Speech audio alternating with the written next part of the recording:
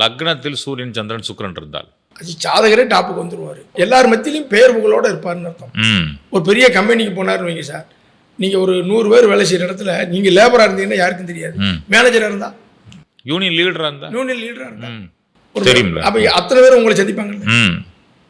இப்போ ஸ்கூலில் வாத்தியார் இருப்பார், அந்த கிளாஸுக்கு தெரியும், அடுத்த கிளாஸுக்கு தெரியாது. ஆனால் ஹெட் மாஸ்டராக இருக்கும்போது ப்ரேயரில் நிற்கும் போது எல்லா ஸ்டூடெண்ட் பார்ப்பாங்க. ஆமாம், அனைவர் மத்தியில் உங்கள் பார்வை போகிறதுக்கு அந்த வெளிச்சக்கரகம் முக்கியம். இந்த வெளிச்சக்கரகம் முக்கியம். இது ஒன்று பலமானாலும் அந்த ஜாதகர் வந்து வெளிச்சத்துக்கு வரும். இதுபடி தான் மற்ற கிரகங்கள் அமையும், பாவங்கள் இப்படி தான் அமையும். நிச்சயமா. இப்போ எனக்கு சூரியன் பலம், ஏன் இன்னைக்கு இவ்வளோ பேர் மத்தியில் நம்ம வெளியில் வர்றோம்? சூரியன் பலம். உங்கள் லக்கணத்தில் சூரியன் இருக்காரு, சந்திரன் இருக்காரு. ஆமாம், இருக்காரு. உங்கள் நம்ம 2 பேத்துக்குமே இங்கே சரியா போச்சு. ஆமாம், நம்ம 2 வருஷம் இங்கே பார்த்துட்டோம். என்ன சொல்றீங்க? ஆமாம்.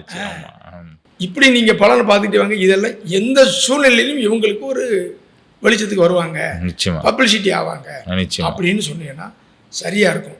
இது ஒளிக்கிரகங்கள் அப்படின்னா இது கெட்டு போயிட்டா என்ன சார் அப்படின்னு கேட்டிங்கன்னா, உறவுகளை தாய் கிரகம் சந்திரனாகவும் தந்தை கிரகம் சூரியனாகவும் சொல்லப்படுகிறது. அப்போ இந்த சூரியனோ சந்திரனோ பாதிக்கப்பட்டு விட்டால் அந்த உறவு இவங்களுக்கு கொஞ்சம் மனசில் கஷ்டமாக இருக்கும், அவங்கள பிரிஞ்சிருப்பாங்க அப்படின்னு சொல்லக்கூடியது.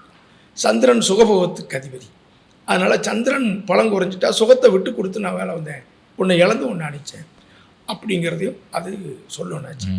அப்போ சூரியன் பலம் குறைஞ்சா வெளியூரில் புகழடைவாங்க.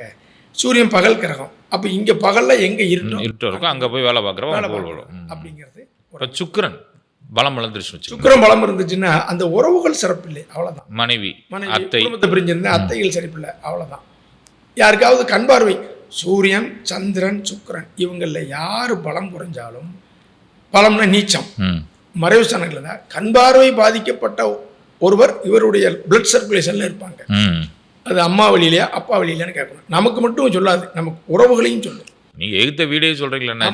எனக்கு சுக்கிரன் நீச்சம், அப்பாவுடைய தாத்தா ஒரு ஆள் கண் பார்வை இல்லாமல் இருந்தார். எங்கள் அம்மா சைடு பிறந்தவங்க 2 பேருக்கு அந்த கண் சம்மந்தமான தொந்தரவு இருக்குது.